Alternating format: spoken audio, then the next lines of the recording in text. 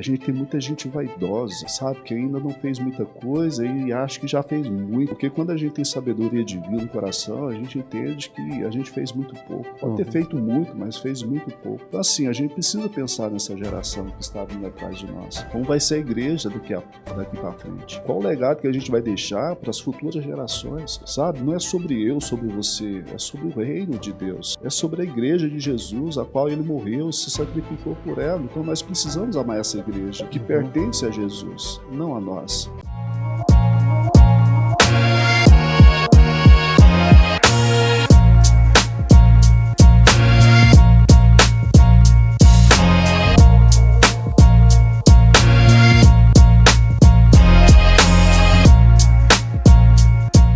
Olá, seja bem-vindo mais uma vez aqui à Ada TV. Estamos aqui para mais um episódio do nosso podcast. Hoje nós estamos recebendo aqui meu amigo, mentor, pastor André Boaventura. Seja muito bem-vindo, pastor André. Obrigado pelo convite, pastor Everson. Um prazer, uma alegria estar aqui, né, nesse projetão, né, maravilhoso. E estamos aí. Então vamos apresentar você aqui para quem ainda não o conhece. Então o André é casado com a Cíntia, já faz quantos anos, pastor? 22. 22 anos. É pai da Ana Luísa e da Isabela e pastor da Assembleia de Deus de Anápolis, do bairro Nações Unidas, já há 10 anos, não é isso? 10 anos. Acabou de fazer 10 anos. Legal. E tem uma história no Comep, no EMAD, no Ministério, enfim, nós vamos falar sobre isso aqui no decorrer da nossa conversa, né? E eu tenho certeza que você vai ser muito edificado com aquilo que o pastor André tem para compartilhar conosco. Amém. Estamos aqui para contribuir. E eu estou bem à vontade hoje, né? É sempre bom receber amigos aqui, né? E aí tem gente que a gente até tem que se policiar, né? Eu vou falar com o André, eu chamo de chefe, de pastor, enfim, né? A história é longa, né? Então, mas eu estou bem à vontade, espero que você também esteja, pastor. Sim, sim. E vamos, sem mais delongas, né? Começar contando a sua história desde o início, né? Então, o nome Boaventura, a gente gravou aqui com o pastor Elias. Então, o nome Boaventura é um nome importante na história do nosso ministério. Sim. Né?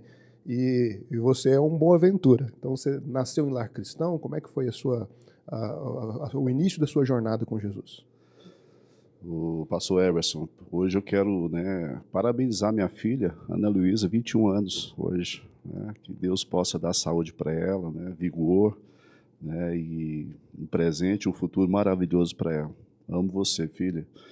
Pastor Everson, eu nasci no lar, minha mãe não era crente, nem meu pai.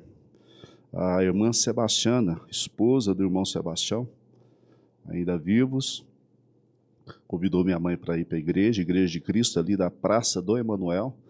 E minha mãe começou a levar a gente, ainda pequeno, para a igreja. Eu lembro que tinha um irmão lá, chamava Emanuel. E aí cantava aquela música, né? Aquele corinho, Emanuel é Deus conosco. Eu ficava olhando para ele, mas por que está cantando o nome dele, né? É pequeno, né? E isso marcou muito. E assim, minha mãe começou a levar a gente para a escola bíblica dominical, meu pai não crente, né? E foi assim, um período difícil, porque meu pai não aceitava muito, né, essa questão da minha mãe estar na igreja e também levar a gente. Nós somos 4 irmãos, sou o segundo.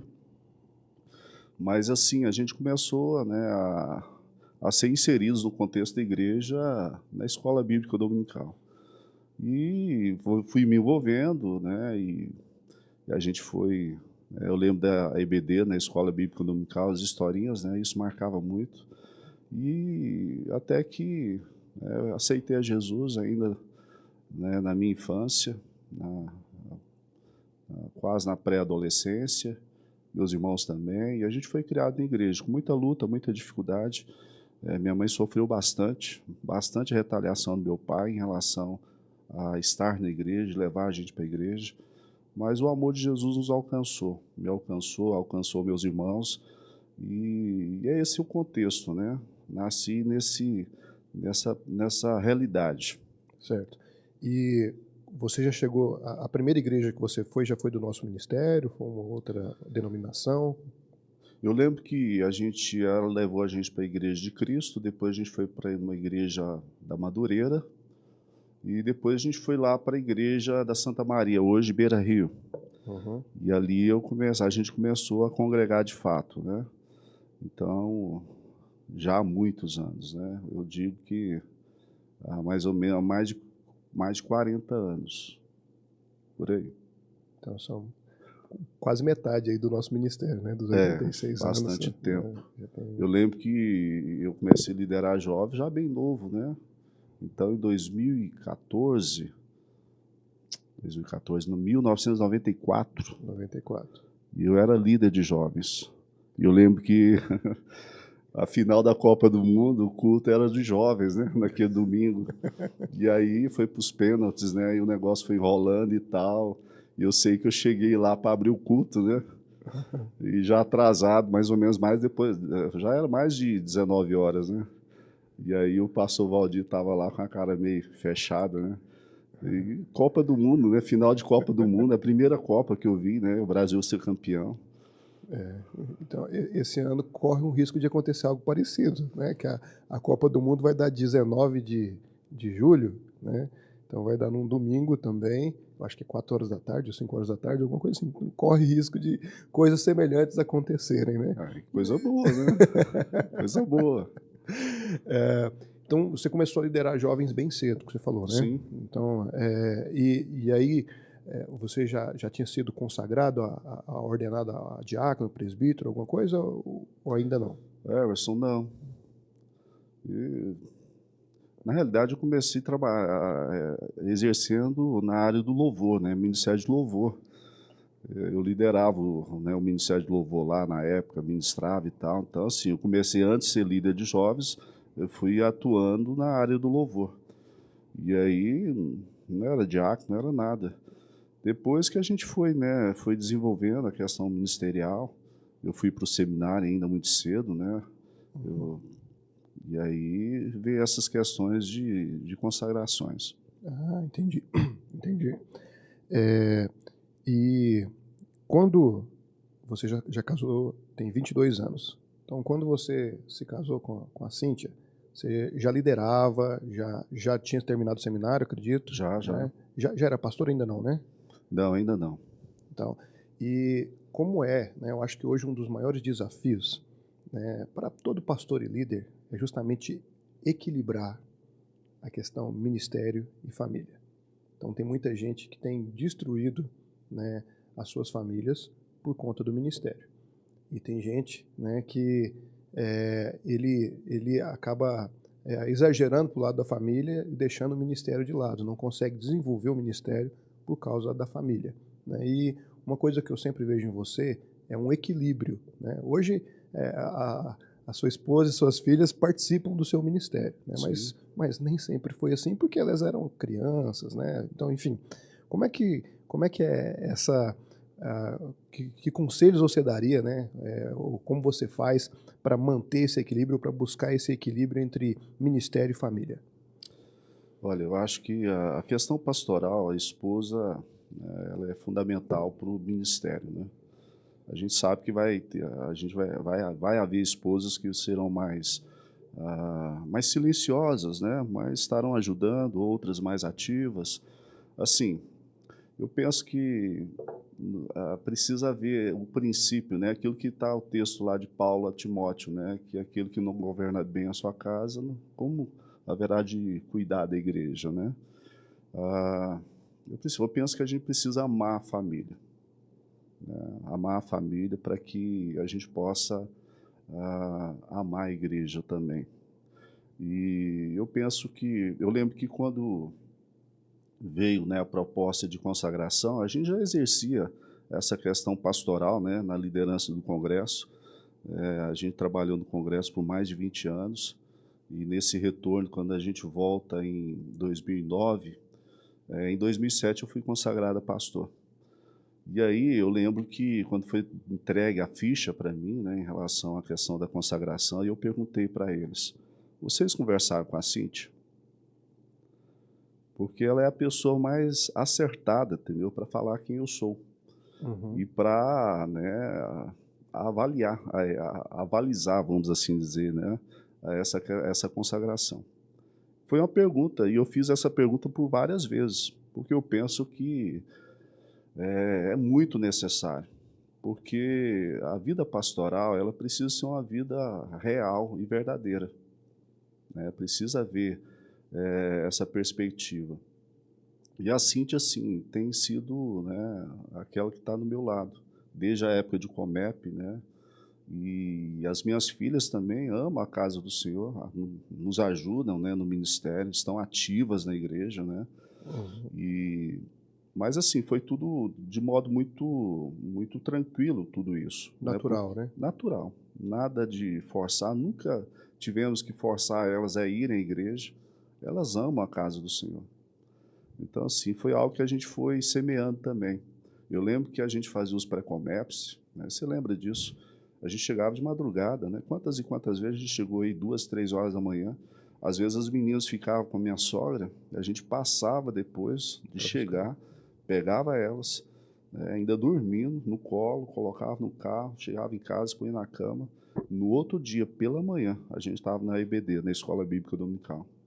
A gente nunca deixou de priorizar isso. Uhum. Então, assim, e hoje a gente colhe, né, essas sementes que foram plantadas. Então, eu penso que a vida pastoral, ela precisa ser essa junção, né, vida familiar e vida pastoral. A gente tem visto o quanto isso tem sido disfuncional no ministério de muitos pastores. O cara está na igreja, é um pastor, né, até assim, que chama atenção, mas a família é destruída, né, a casa é destruída. E eu penso que a primeira realidade que a gente vai ter que prestar contas ao Senhor é sobre os nossos filhos, a nossa casa como pastores. A gente precisa ser pastores do nosso lar. Então nós temos muitos pastores que não são pastores das suas casas. Uhum. Há pastores que estão com as suas esposas, né, com a sua esposa, pastoreando, mas os filhos não estão mais na igreja. Talvez não seja por isso, entendeu? Por outros motivos. Mas a gente precisa ter esse cuidado. Eu penso que é primordial a gente amar a família, mas também para que possamos, de fato, amar a igreja. Uhum. E eu lembro, né, de algumas viagens que a gente fez, né, que a gente chegava lá e via, às vezes, a família, né, do pastor gemendo muito, né, sofrendo Sim, muito. E com certeza essas coisas servem de alerta para a gente, né, quando a gente observa, peraí, já sei o que eu não vou fazer, não é isso? sim, Então, às vezes ir no cinema é espiritual, né, André? com certeza. Fazer uma viagem, né, com a família, tirar um fim de semana de descanso, né? Então, Sim. são coisas necessárias, importantes, né? E investimento no ministério também, né? Eu penso que essa ideia de que pastor não pode tirar férias, não pode descansar, né? A vida pastoral, a família pastoral é algo desafiante. Por quê? Porque ela é monitorada a todo momento, a todo instante, né? Filhos de pastores são alvos, né, de muitas críticas, né, e de muito preconceito, porque são pessoas, né? Eu vejo as meninas, às vezes elas sofrem, né, por ser filhas, É uma né, cobrança, de né? pastor, né? Sim, uma cobrança demasiada, exagerada. Por quê? Porque são pessoas, né? Então, assim, eu vejo as meninas às vezes gemendo, né, por conta de críticas, de falas. E olha que as minhas filhas, entendeu? Nota 10. Uhum, São boas meninas, sim. são educadas, são humildes, né, generosas, né, são pessoas, né, que sabem conviver com outras pessoas. Mas assim, às vezes há muita crítica nesse sentido, né, um olhar muito malévolo, Uhum, né, um julgamento muito malévolo. Então assim, e a gente precisa ter esse cuidado, a gente precisa proteger a nossa casa, proteger a nossa família.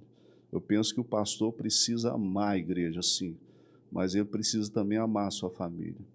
Porque quando a gente ama a igreja, a gente ama também a família. Então é um ponto muito importante na vida pastoral que eu penso que precisa ser, né, cuidado a cada instante, a cada momento. Precisa haver mais incentivos nesse sentido. A gente vê, às vezes, pastores sacrificando, e a gente é tendencioso a isso, a nos sacrificar e sacrificar a nossa família, entendeu? Em prol da causa do Jesus. Mas a gente não é Salvador, Jesus é o Salvador. E Jesus é o Senhor da igreja. Foi Ele que morreu pela igreja. a gente não precisa morrer pela igreja, né? Não.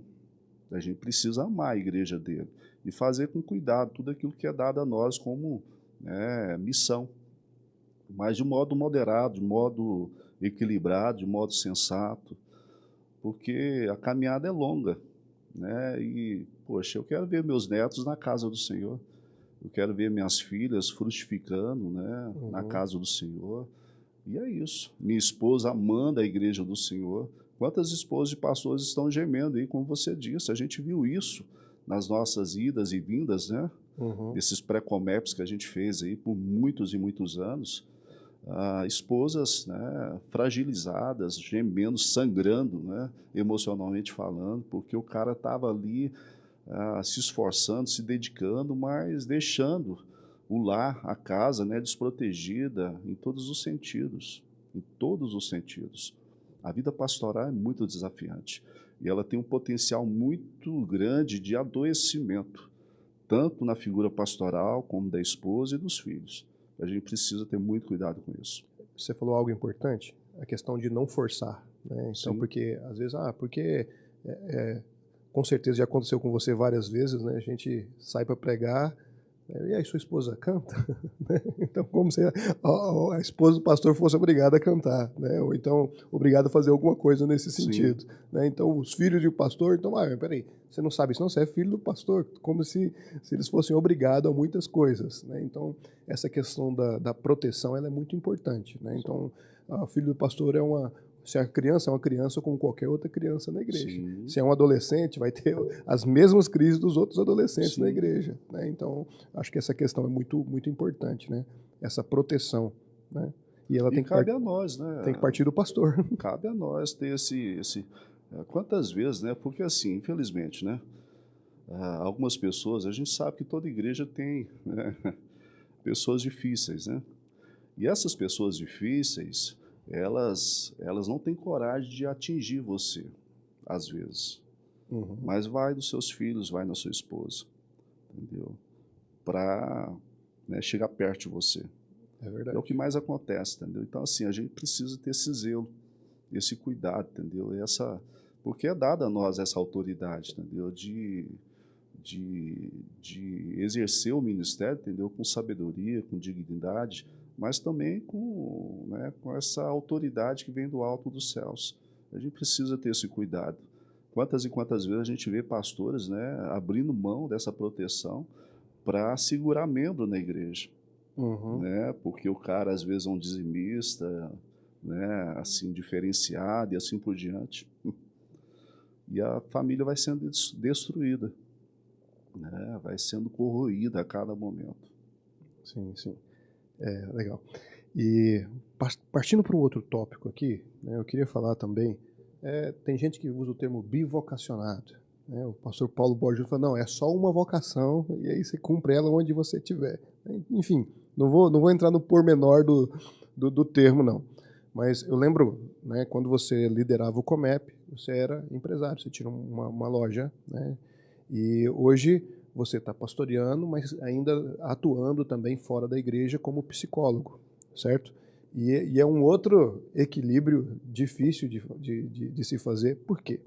Porque o ministério pastoral por si só já é uma carga muito grande, né? Então, como a gente alia isso a uma profissão, a um negócio, né? Então, eu sei que a sua motivação é, por exemplo, não ficar pesado para a igreja, né? Então, mas não fica pesado para a igreja, mas às vezes pode ficar pesado para você, né? Então, como trabalhar isso aí? Um colega nosso, né, um colega pastor, ele fez uma viagem, né, com o carro, o carro dele com os vidros escuros e tal, e a Polícia Rodoviária Federal parou ele e, e ele, o policial foi e perguntou para ele, né, não sei se era uma Brits, não sei o que que era, né. E aí o policial perguntou para ele, qual é a sua profissão? Ele falou, eu sou psicólogo e pastor. Ele falou, pode ir embora. É, tipo assim, cara, eu não vou te criar nenhuma situação, vai embora, você já é um cara pesado, vamos assim dizer. Você já carrega muito fardo sobre si. Ah, eu penso o seguinte, é bivocacional, né, como você falou, Eu acredito muito na questão bivocacional. Deus usa os ocupados, né? A gente tem visto o quanto isso é real, né? Assim, eu tento levar dentro de um limite que eu consiga, sabe? Por quê? Porque você lida. É verdade que o ministério pastoral você vai aconselhar e há um limite, né, da sua função pastoral no sentido de estar atendendo. Há demandas que você precisa indicar para um profissional, um psicólogo, às vezes situações, um psiquiatra e assim por diante. Dentro daquilo que é cabível na função pastoral, a gente vai fazendo. É verdade que a gente, às vezes, passa um pouquinho da linha, né, por situações mais emergenciais. Hoje eu atendo, né, desde quando eu formei, continuo atendendo, né, e assim, a gente lida com situações e situações, né, com histórias e histórias. Ah, não é fácil, né, porque você convive com situações difíceis, não só, né, naquilo que a gente vê na igreja, mas outras situações. E há uma ética profissional que a gente precisa exercer ela, entendeu? No atendimento, na clínica, e assim, dentro daquilo que a profissão nos dá como liberdade, a gente vai fazendo. Eu tenho uma postura muito ética no consultório, né? Eu nunca vou negar minha fé, entendeu? Uhum. Quando o assunto entra em pauta, eu falo, entendeu? Quando há abertura, né? Mas com muita ética, com muito respeito àquilo que é dado a nós, né, na profissão. Assim, é um desafio muito grande. A gente lida com situações e situações. E eu confesso que às vezes pesa, né? Então, assim, a gente vai tentando levar. Não é fácil, entendeu? Não é fácil. Exercer a profissão de psicólogo, né? Porque, assim, a gente sempre teve uma perspectiva na faculdade, né? Eu lembro que quando eu estava fazendo a faculdade, os professores, né? Ah, vocês pastores estão aqui para pegar o ferramental, né, e usar esse ferramental no gabinete pastoral e tal. E a gente dizia o seguinte, né? Eu estudei com alguns colegas pastores, a gente dizia, não, não é isso, a gente está aqui para entender, saber separar as coisas e tal, e a gente quer exercer a profissão, né, de modo digno, né, de modo relevante, porque há uma necessidade. Uhum. Rapaz, hoje está difícil, pastor Everson, amigo. Está difícil da gente indicar psicólogos Sim. e até cristãos. Está difícil. Por quê?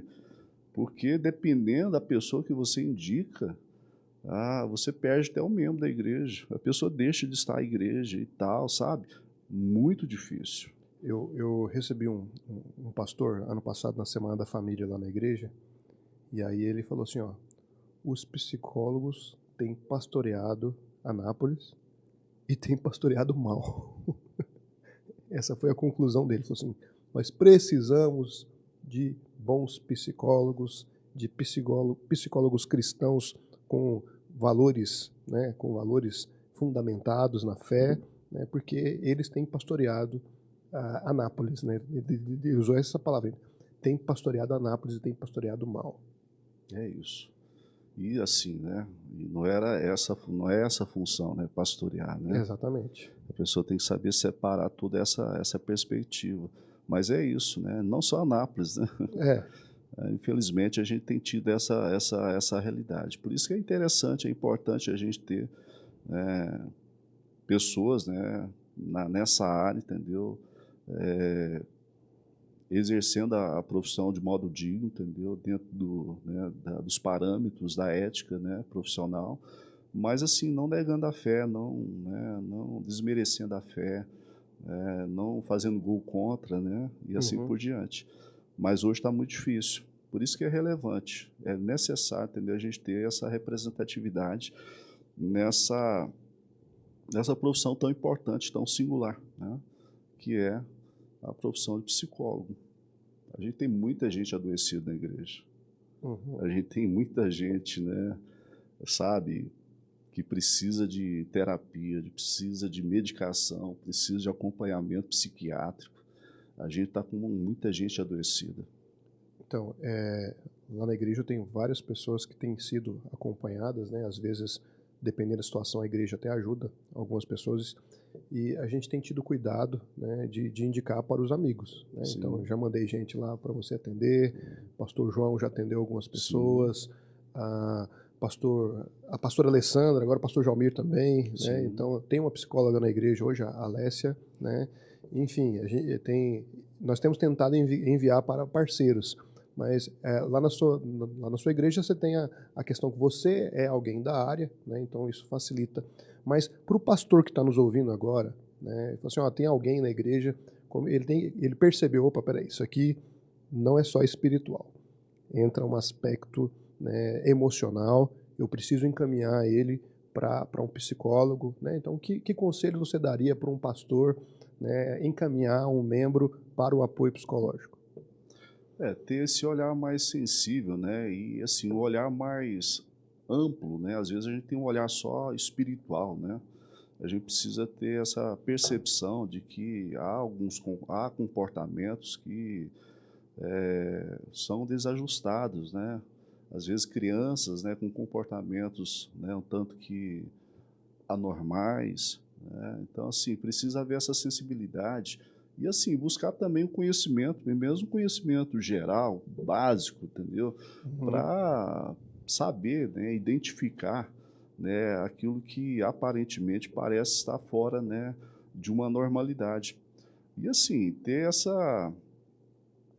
quebrar também esse senso comum, né? Porque há um senso comum em muitos pastores de que, né, crente não pode ter depressão, crente não pode ser ansioso, crente não pode, né, ter fobias e tantas outras, né, patologias e assim por diante. A gente precisa quebrar essa questão desse senso comum também, principalmente entre os pastores, para que possam, né, ter esse entendimento, porque nem tudo é da ordem espiritual.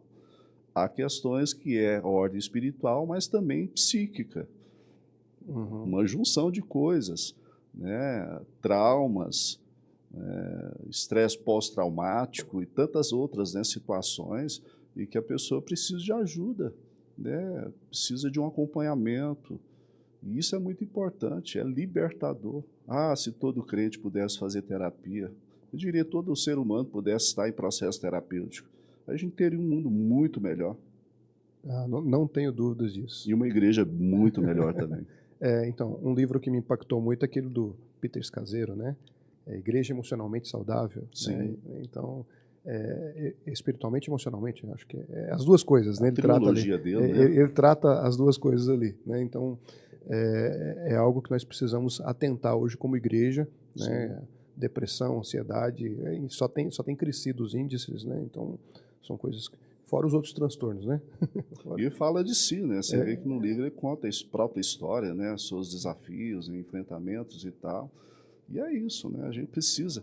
E pastor precisa de ajuda. Que aqui está um ponto, né, Emerson, que a gente precisa pensar, né? Há um tempo atrás eu tinha dito isso, né? Eu lembro de uma situação que a gente estava reunido lá na igreja da Tiradentes e uma situação de duas quedas. Uhum. E eu lembro que naquele dia, naquela noite lá, eu fui uma das últimas pessoas a falar. E eu dizia para a gente está cuidando, tratando aqui de leite derramado. A gente precisa, né, de uma equipe multidisciplinar, né, para acompanhar pastores e família de pastores. A gente precisa ter essa mentoria, pessoas idôneas, né, pessoas em várias áreas confiáveis para a gente dar suporte para pastores e família de pastores. Porque a vida pastoral é uma vida muito estressante, né, uma vida muito cobrada, muito vigiada, muito monitorada. E a gente precisa estar cuidando desses pastores, a gente precisa de mentores, a gente precisa de pessoas para abrir o coração e assim por diante. A vida pastoral é muito solitária, sabe? E a função pastoral, ela requer muito, muito, muito. E a gente precisa ter esse olhar um pouquinho mais preventivo, sabe? Esse olhar de cuidado, sabe? Esse olhar de acompanhamento. Então, se faz muito necessário para a gente, pelo menos, evitar algumas situações. Uhum. Evitar algumas situações, sabe? E é preciso isso, a gente precisa pensar sobre isso mais. Então, você diria que eu tenho batido muito nessa tecla, né? Então, eu tenho falado para os líderes na igreja, ó, você precisa de amigos que não vão te chamar pelo título, né? Então, eu tenho amigos que são pastores, mas às vezes não mandam mensagem falando assim, e aí, pastor Eberson? Eu falo, e aí, mano? É isso. E aí, Eberson? Né? Então, são pessoas que a gente olha, né, de igual para igual, porque muitas vezes eu penso assim que, principalmente o pastor, ele vai procurar alguém acima dele para desabafar ou para conversar, às vezes ele vai ter que olhar para cima e aquilo vai intimidar. Ele também não vai se sentir à vontade de falar, às vezes, com as pessoas da igreja local, porque estão abaixo dele, fala assim, e aí, o que esse pessoal vai achar? Né? Então, me corrija, né, se eu estiver errado. Então, eu penso que um bom direcionamento seria ele ter amigos, parceiros, pessoas, né, que talvez passem por coisas semelhantes, ou às vezes um irmão mais velho, alguma coisa nesse sentido, onde ele possa falar de igual para igual, onde ele possa desabafar e falar, eu também já passei por isso, enfim, mas que ele deve evitar a todo custo a solidão pastoral, Sim. que é algo, né, que é muito latente, né, porque a gente sabe que onde isso vai chegar, né? É isso. Eu lembro do saudoso Victor Hugo. Uhum. Ele dizia o seguinte, André, tenha com você sempre pessoas amigas. São esses aí que vai estar do seu lado, a qualquer situação, a qualquer momento. Tenha amigos. E assim, a gente precisa criar esses vínculos, sabe? De ter pessoas que vai chamar a gente pelo nome, até mesmo dentro da igreja. Uhum. Sim, entendeu? acredito. Pessoas que podem estar com você, fazer uma viagem com você. Porque tem essa questão também. Às vezes o pastor não pode ter amigos. Gera um ciúme, né? Porque, poxa, né? E assim, querendo ou não, há pessoas que a gente vai ter mais afinidade. Inevitável. Não é isso? Isso não quer dizer que a gente ame mais um do que o outro. Né? Tipo assim, eu amo mais esse e amo menos esse outro. Não é isso, não é essa a questão. Mas a gente precisa de pessoas ao nosso lado, entendeu? Para caminhar com a gente, para a gente abrir o coração, para poder dizer, cara, tá difícil. Né? Para a gente poder ter essa... Porque a gente é ser humano. E às vezes a gente fica com essa capa, né? Essa indumentária, né? da perspectiva pastoral, né? Um tanto que intactos, né? Uhum. Como super-homens e assim por diante, né? Mas nós somos seres humanos. Né? E a gente precisa ter pessoas ao nosso lado que a gente possa abrir o coração. E aí eu penso que a gente precisa, eu lembro que na CEPAL havia, né, havia esse momento, né, de pastores se reunirem à mesa, né, e não para falar de igreja, né, quantos membros você está lá, né, nessa questão da competição, que acaba que quando a gente vai, né, sentar à mesa, a gente está falando sobre igreja, mas falar sobre família, né, falar sobre a vida, do hobby, né, daquilo que a gente gosta de fazer e assim por diante. Né? A gente precisa disso, né, de ter pessoas, porque assim, infelizmente, a gente é uma vida solitária, por quê? Porque a gente não tem, a gente tem colegas, né, de ministério, mas poucos amigos, os quais a gente pode abrir o coração. Sempre eu estou conversando com pastores, amigos, e né, às vezes a gente está aconselhando, conversando acerca do ministério. Né, de modo sigiloso, cuidadoso, né? E a gente vai ajudando, porque claro que a gente faz essa função também, né? Uhum. E a gente precisa ter essa abertura, porque senão a gente adoece. Esse tempo de mesa, né, é importante. Né? Muito importante. Momento de comunhão, né, de você poder convidar alguém para estar na sua casa, ou você estar na casa dele, sabe? Assim, poder sorrir, se alegrar, né, dar risadas, né?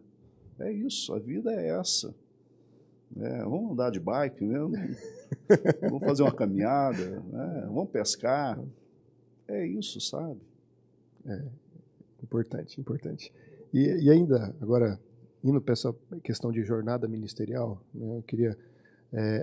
você liderou jovens lá no Santa Maria, hoje Beira Rio, certo? E aí eu anotei aqui, né, porque não é da minha época, o EMAD, né? Você ainda estava no Santa Maria quando você liderou o EMAD? Sim. E o que era o EMAD? Explica para o pessoal aí, porque, né, o pessoal aí da minha época para cá não vai saber o que é o EMAD. O EMAD era o Encontro de Mocidades da Assembleia de Deus. Como surgiu o EMAD? O COMEP, né? O COMEP estava mais assim, focado mais... não eram todas as igrejas que participavam nessa época. E aí houve essa necessidade da gente, das congregações, da gente ter algo, né, representando as congregações.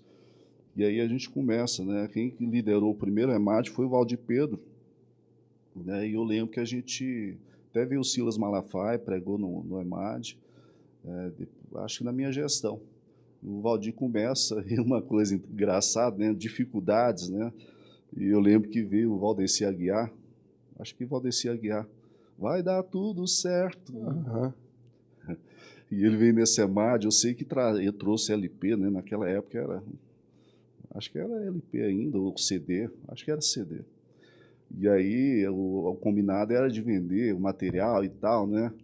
E aí, chegou no último, o Daniel Salgado era tesoureiro, né, do EMAD, chegou no último dia, né, fechou o congresso, e aí foi fechar as contas, né, o EMAD. Aí o Valdir tinha passado o dinheiro quase todo do evento do congresso para o Valdeci Aguiar. Por causa E eu do... lembro que eu estava hospedado na casa do pastor Adilson Ribeiro. Uhum. E aí o Valdir liga para ele lá, né? Falou, ô, meu irmão, jeito Valdir, né? Valdir Pedro. A gente precisa ver contigo, porque para a gente acertar direitinho e tal, e o congresso fechou aqui, o dinheiro foi tudo para você e tal. Aí ele lá do outro lado falou, vai dar tudo certo, irmão. Mas assim, desafio. Eu lembro que eu tinha, na minha gestão, eu tinha um Fusca, e eu tive que vender esse Fusca para pagar as despesas desse congresso, quando eu liderei. Então, assim, um desafio muito grande, muito grande. Mas foi importante porque ele impulsionou o COMEP a ter essa visão mais, né, abrangente no sentido das congregações. Uhum. Então, quando a gente começou a fazer parte, né, eu lembro que quando eu fui líder de jovens, eles fizeram um movimento para que o líder mais destacado do ministério se tornasse um dos vices. E aí que eu entro como vice, nessa época, do COMEP. Do COMEP. Entendeu? Por conta dessa liderança. E aí depois eu comecei a fazer parte, mas eu já estava ali trabalhando no sentido de, eu lembro que no COMEP eu comecei a serviços gerais, né, limpeza de banheiro e tal. Mas foi muito importante o EMAD, eu acho que criou esse espírito de unidade. Uhum. Então, é interessante a gente ver como as coisas vão evoluindo, né? Eu lembro quando a gente criou a Rede Morada, né? Então, o pessoal falou assim, é uma coisa nova. Eu falei, não, gente, é só uma construção, talvez mudando nomes, elementos, mas de algo que já vinha acontecendo, né? Então, hoje, a Rede Morada é liderada pelo Marcos, né? Pelo evangelista Marcos. Houve um tempo ali que era totalmente atrelado ao COMEP, mas eu lembro de que boa parte daquilo que foi construído foi em conversas com você, né, falando dessa questão da unidade das congregações, né, que é algo que a gente tem que pensar justamente nisso, né, que o COMEP, os trabalhos de jovens geral, não é de uma igreja, de uma congregação ou de um pequeno grupo, mas é do ministério. Né? Então, quanto mais representatividade a gente tiver, melhor. Né? Então, no EMAD você ficou quanto tempo? Eu fiquei, não sei se foi 2 anos de liderança, eu fiquei como vice, depois acho que foi 2 anos ou 3, não sei, não lembro. Aí depois você assumiu o COMEP pela primeira vez em 2000? 2002. 2002. 2002. 2002. 2002 ou 2003 que eu fiquei nessa primeira fase. Então, em 2002 você ainda era solteiro? Oi? 2002 você era solteiro? Sim. Líder do COMEP solteiro? Solteiro. Então, 2003 o caso, né? Então, estamos falando de 20 anos atrás, né? Então, se hoje já é um desafio, né? Então era uma coisa não tão comum, não é isso? Sim. E aí, como é que foi essa primeira experiência no COMEP? Rapaz, foi desafiante, porque eu vim de uma escola, né? Os antecessores. Mentores, né? Pastor Ismael, pastor Israel, eu lembro de José Pedro, né? Liderou o COMEP, o Helma Júnior, né, que liderou por um ano. Então eu vim dessa escola e eu estava sendo preparado, né? Certo. Fui sendo preparado, principalmente pelo pastor Ismael. Então, assim, a gente tinha uma ligação muito forte, né? O pastor Israel também foi muito ativo, muito presente nessa época. E aí chegou um momento, eles entenderam, né, que era um momento, e assim, foi um desafio muito grande, né? Eu era muito novo, né? 2002 eu estava com 28 anos. Mas assim, foi muito gratificante, foi uma experiência muito boa. E assim, eu lembro que nesse congresso, 2002, eu acho que o David Keelan veio. E assim, foi um momento muito diferente. E desafiante também, porque assim, eu lembro da juventude estar ali naquela parte ali do púlpito, sentado, e o David caminhando, pregando e cantando, foi bênção. Eu nunca, assim, foi uma unção tão forte, uma coisa tão extravagante, né? Mas nesse congresso também a gente teve, acho que foi 2020, 2002 ou 2003, que teve queda de energia aqui na matriz, uma Aldenilha entrou com o carro dentro da matriz, e parece que na sexta foi um dia de abertura, não teve o congresso, porque acabou a energia, e, sabe, foi... Luta. O pastor lá do Rio, o pastor Jaime, Jaime Soares, parece que veio pregar, e não teve culto. Meu Deus. Na abertura. Na abertura. E aquele tanto de caravana chegando, Não, aquela... imagina. É isso. E aí você ficou um tempo fora, né? O pastor Antônio e a pastora Sóstene assumiram em 2004, não é isso? E aí você retornou em 2009? 2009, mas 2007, quando eu fui na consagração, depois eu acho que eu fiquei 2 anos como vice dos meninos, que eles me chamaram para ser vice, o Antônio e a Sóstene. Eu fiquei com eles 2 anos, dois congressos ainda como vice, e aí o pastor José Clarimundo chamou a gente. Eu lembro até que uma reunião lá na Tiradentes da sede, né, antiga sede, e ele falou, ó, pastor André, pastora Cíntia, pastor André e pastora Cíntia, vocês serão os próximos líderes do Comep. Rapaz, aí eu cheguei nele depois e falei, pastor, eu vou orar, porque não é esse o propósito do meu coração mais. A visão nossa é pastoral, mas eu vou orar. Só que Deus tinha falado antes, né? Foi lá na Jaiara, uma vez, eu lembro que você recebeu uma palavra do pastor Oswaldo, foi antes de você assumir o Comep, eu acho. Eu tenho uma imagem, assim, eu lembro algum evento que teve lá na Jaiara, o pastor Oswaldo, o Oswaldo Luiz, eu lembro que ele te entregou uma palavra lá, muito forte lá, e aí um tempo depois você assumiu o Comep, eu falei, rapaz, era disso que ele estava falando. Eu lembro que acontece, passou uma senhora entregando folheto na rua lá, que eu tinha um comércio, na Mato Grosso, e ela entregou um folheto e falou para mim assim, na bucha, Deus vai te entregar uma grande obra, e é para você dizer sim. Eita. E ela foi embora, na bucha, assim. E isso ficou martelando, grande obra, né? Aí veio esse convite, né? Eu falei, pastor, eu vou orar, pastor. Eu estava com o coração duro ainda, né? Eu vou orar e tal. E aí Deus foi confirmando de outras formas, né? Até que a gente então aceitou o desafio. O congresso estava, né? A gente precisava trabalhar muito, né? Naquele momento ali para, né, fazer o congresso ser tudo aquilo que ele já tinha sido, né? E aí foi muito trabalhoso. Você lembra disso? Eu lembro, eu vim para Anápolis em 2007, então eu comecei a trabalhar no Comep em 2008, na época o pastor Antônio e a pastora Sóstene, ajudei eles um ano na praça de alimentação, aí em 2009, né, você assumiu, então eu lembro que teve eu não conhecia antes, assim, né, então, mas eu lembro que muita coisa chamou a atenção, né, foi a primeira vez que eu particularmente vi as tendas aqui no estacionamento, painel de LED também, eu acho que eu não tinha visto ainda. Então foi um tempo de muitas inovações, né, de crescimento em termos de estrutura e também até no sentido de convidados a nível nacional, que a gente ainda não tinha visto, né? Uma hora ou outra eu tinha visto algum, mas eu lembro do PG, do André Valadão, né? Nos primeiros anos ali. Então, foi um tempo muito de inovação. Muito desafio, né? Eu lembro que o PG, né, ele tava com aquela turnê de máscara, né? Aham. E ele entra com máscara, né? Pensa só, a Assembleia de Deus, o cara entrando, a banda dele com máscara. Mas, assim, foi tão, assim, significativo, né? Aquele momento, né? Esse momento aí do PG, porque, assim, quem conhece ele sabe que o cara, né? Ele, a Rosana, a gente é crente, né? Cara, gente boa demais. E, assim, como que Deus usou ele, né? Como que Deus... Porque a gente entendia que quando eu recebo uma grande obra, eu entendo que é grande obra. Se não era, tinha que ser. Mas era.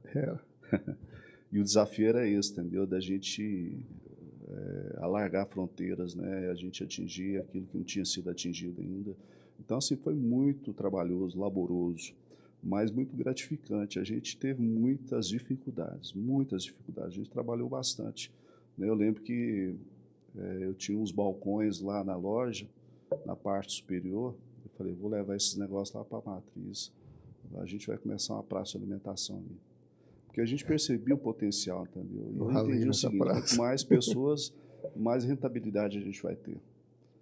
E aí, assim, só que você sabe, foi, né? E aí a gente foi adquirindo as estruturas, os equipamentos, e a gente foi montando, né? Algo assim, bem feitinho, bem, né, organizado. Quantas vezes a gente ficou aqui até 4 horas da manhã montando espetinho. Eu lembro A disso. gente ganhava as vacas, né? Cortava. A gente ganhava de torno de 8 a 11 vacas e a gente pegava, então, a carne melhor, a primeira, né? Carne de primeira, tirando, né, as especiais, né? Porque aí a gente repassava, vendia elas, né? Uhum. Para levantar recursos. Então era tudo muito cuidadoso nesse sentido, né? E quantas vezes a gente ficou até alta madrugada aqui fazendo espetinho, montando espetinho para fazer dinheiro desse espetinho. E isso, né, mantinha o Congresso. Então, assim, foi trabalhoso, mas gratificante. Eu lembro de um irmão lá da Boa Vista, né? Ele trabalhava numa rádio. Ele passou aqui um dia na porta aqui, olhou as tendas, aí entrou. Tá com cara de congresso mesmo agora, hein? Que é isso? Então, alguém que já conhecia muito a questão de eventos, né? Então, eu lembro, eu falei, rapaz, se ele está falando isso é porque realmente nós estamos num patamar diferenciado, né? Então, eu lembro que isso chamou muita atenção. E uma coisa também que eu lembro da sua liderança, André, é a questão de arrebanhar talentos independente de onde estivessem, né? Então, eu tenho uma história. Muitas vezes a pessoa fala, como é que você foi parar no Comep? Eu lembro que, na época do Antônio da Sócia, a Sheila e o Mosley foi lá na igreja visitar, me chamou, eu vim aqui, mas a gente participava, né, mas era uma participação, sei lá, mais coadjuvante, eu não sei se esse é o termo adequado, né, mas a gente participava, né, e eu lembro que a Boa Vista, em anos anteriores, eu lembro que teve alguns embates, os meninos não queriam muito trabalhar, enfim, havia uma dificuldade. Mas eu lembro que quando você assumiu, foi o Comep 2009, mas você começou o trabalho em 2008. Então eu tinha 19 anos, era líder de jovens ainda, muito, muito novo, né? Eu lembro que você ia lá na igreja. Eu falei assim, rapaz, o que aconteceu, né? Por que o líder do Comep está aqui me chamando? Lembro que você preencheu um papelzinho lá, colocou os dados, então, e ele falou, tá diferente alguma coisa aí. E aí a gente foi ganhando espaço, né? Então, eu falo por mim, mas tantos outros, né, da mesma época, né? O João Neto, né? Natanael, que tá contigo até hoje, né? Então, tantos outros, Alex, enfim, tantos outros, essa questão de investimento nos jovens líderes, né? Então, a gente olha para trás e fala assim, o André era corajoso, viu? Que ele passava muita responsabilidade. Eu tinha 20 anos, era coordenador regional, né? Enfim, né? Então, isso era uma coisa muito, muito forte, o seu desejo de formar liderança. Eu lembro várias vezes, você falou assim, um bom líder é aquele que forma outros líderes, né? Fala um pouquinho para a gente sobre essa visão, essa experiência com jovens líderes.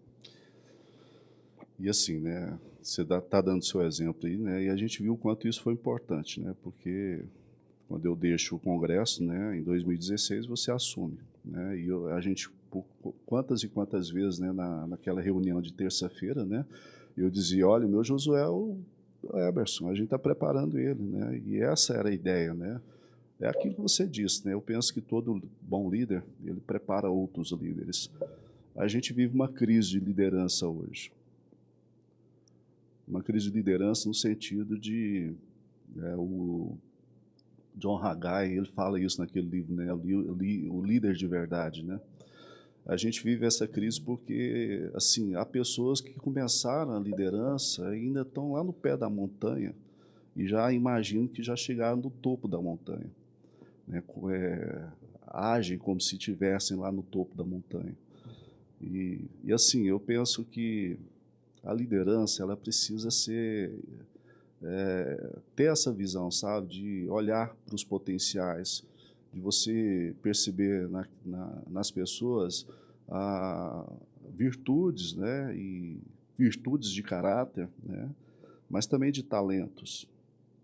E a gente sempre teve isso, né, no coração, de a gente acreditar, né, em pessoas que tinham caráter, primeiramente caráter, porque eu penso o seguinte, a gente vive essa crise de liderança nesse sentido também. O Bill Hybels fala isso naquele livro dele, Liderança Liderança Corajosa, né? corajosa. Porque por muito tempo ele olhava o potencial e ele acreditava apenas no potencial, no sentido, não, ele tem algumas falhas de caráter, mas depois a gente corrige isso, com o tempo vai acertando e tal. E ele muda essa ideia, porque ele entende que era disfuncional. Então, quando a gente via pessoas com potencial, mas com caráter também, a gente investia mesmo. E isso foi. Hoje você é pastor, entendeu? Você tem o seu ministério, Uhum. né? E começa a partir, né, desse investimento também, de gastar tempo. E a gente vive essa crise de liderança também porque, assim, eu tenho visto, né, a liderança hoje não pensando no futuro. Eu tenho dito isso a todo momento, a todo instante. Nós precisamos preparar os futuros pastores. Eu estou com 51 anos de idade. Eu tenho consciência, entendeu, que eu tenho menos do que já tive. Uhum. E eu preciso pensar o que vai ser. Qual o legado que eu estou deixando no reino, na obra do Senhor? Quando a gente teve a experiência de ir lá nos Estados Unidos e a gente foi naquele avivamento lá, Uhum. e a gente chega ali naquela universidade, e aquele mover do Espírito Santo, já na fila, a gente chegou uma manhã de madrugada de sábado, Qual que é o nome free, da faculdade mesmo? Asbury, Ah, sim. Legal. e aí a gente viajou a noite toda, chegamos cansados, né? A gente saiu de New Jersey, 7 horas da manhã da noite, a gente chegou 7 horas, quase 7 horas da manhã, noite toda viajando. Eu dirigi também, tive que dirigir por um tempo. A gente chega cansado, mas você vê o movimento do Espírito Santo ali naquele lugar. E aí, quando a gente adentra a capela, por volta de 11 e pouco, né, cara,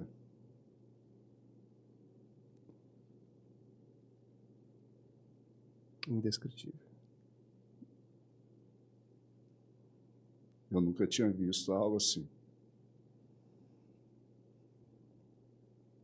Algo espontâneo, não manipulado, não direcionado, não controlado. E eu vi os docentes, os professores, deixando o mover do Espírito Santo acontecer ali, de modo coeso, de modo equilibrado, Natural. mas a juventude fazendo. E a palavra ali era o sentido, não é sobre nós, é sobre vocês. A gente está aqui para ajudar vocês, para mentorear vocês. Não é sobre nós mais, é sobre vocês. Eu não sei, eu respeito muito a geração passada. Há uma ilustração do Henry Nouwen, num dos seus livros, que ele conta de tipo uma tribo, e que eles havia tradição de matar os velhos e comer a carne dos velhos. Quando a pessoa chegava na velhice, então ela tinha que morrer, E eles, Aproveitavam, canibais, comiam a carne desse idoso. Uhum. Só que aí começou a acontecer uma crise, né? Não havia mais sabedoria, não havia mais conhecimento. E aí eles empreitaram, construíram um auditório, algo assim, para... E eles ficaram perdidos. Quando cortaram as madeiras, não sabia como colocar as madeiras, qual era a ponta da madeira e tal, né? E aí um deles falou, olha, eu posso ajudar, mas eu quero pedir para vocês a promessa de que vocês não vão matar meu avô. Ele havia escondido o avô Ah, para que não fosse morto. E aí esse avô, esse idoso, vai instruir esses mais novos a construir. Aí volta a sabedoria, volta o conhecimento. Eu penso que nós precisamos, eu respeito muito, sabe, a gente teve uma perda muito grande, pastor Neno. Quantas e quantas vezes eu sentei aos pés dele para pedir conselhos, para ele me ajudar. Eu sempre vi na pessoa dele, como vejo na pessoa do pastor José Clarimundo, pastor Sebastião Inácio, esses homens de Deus, palavras de sabedoria, palavras de conselho. Mas eu tenho, assim, há um clamor no meu coração, eles precisam ouvir a nós, os mais novos. Há sabedoria também entre os mais novos. E a gente precisa ter esse alinhamento, sabe, geracional. uhum. Da mesma forma, eu preciso olhar para aqueles que estão vindo atrás, mais novos do que eu, que estão aí no ministério, entendeu? E preciso investir e acreditar, entendeu? E gerar entusiasmo no coração deles no sentido pastoral. Porque, assim, quando eu falo de crise, de liderança, eu vejo nesse sentido. Cara, a gente está tendo muita gente vaidosa. A gente vive num mundo de marketing, de propaganda. Rede social está fazendo muito sabe, mal. cara, e ajuda, mas tem trazido muitos danos. Muita gente vaidosa que ainda não entendeu o que é liderança servil, o que é subir os degraus numa liderança cristã. A gente tem muita gente vaidosa, sabe, que ainda não fez muita coisa e acha que já fez muito. Porque quando a gente tem sabedoria divina no coração, a gente entende que a gente fez muito pouco. Pode ter feito muito, mas fez muito pouco. Então, assim, a gente precisa pensar nessa geração que está vindo atrás de nós. Como vai ser a igreja daqui para frente? Qual o legado que a gente vai deixar para as futuras gerações? Sabe, não é sobre eu, sobre você, é sobre o reino de Deus. É sobre a igreja de Jesus, a qual ele morreu, se sacrificou por ela. Então, nós precisamos amar essa igreja, que pertence a Jesus, não a nós. Não é o nosso reino, é o reino de Deus. É o reino de Deus. Então, assim, a gente precisa acreditar. A gente sempre acreditou, eu sempre acreditei em pessoas. Teve alguém que a gente foi consagrar agora presbítero, né? Falou, pastor, você é doido. Você é doido. Você é doido. Eu falei, não, eu acredito em você. Até ele ainda não tinha feito o curso, né? O curso básico, começou a fazer agora. Eu acredito em você. É acreditar, nós precisamos acreditar. Mas também a gente precisa ser acreditado. Sabe? Sim. Nós precisamos ser acreditados. É aí que está o ponto desse alinhamento geracional. Porque daqui a alguns anos a gente não vai ter algumas figuras no nosso meio mais. Exatamente. Daqui a pouco também a gente vai. E aí? E aí é aquela questão de passar o bastão no tempo certo, né? Sim. Nem tarde demais, nem cedo demais, mas enxergar isso aí. Então, Sim. hoje a gente sofre, por exemplo, essa crise de liderança. Então, na sua época, um jovem com 18, 20 anos estava liderando os jovens. Hoje em dia, você olha, às vezes, para um jovem de 28 e fala assim, será que ele está pronto? Porque não foi gerado isso lá atrás. Sim. Né? Que não foi construído isso lá atrás. Né? Então, a gente tem que pensar nas três dimensões, né? Como é que como é que eu estou me preparando e como é que eu estou preparando a próxima geração. Então, às vezes, hoje tem um desafio na igreja local, a gente tem muitos adolescentes, né? Então, A gente está tentando ali, dentro dos adolescentes, enxergar aqueles que têm chamada, aqueles que têm potencial e principalmente aqueles que têm caráter, né, e trazer para perto.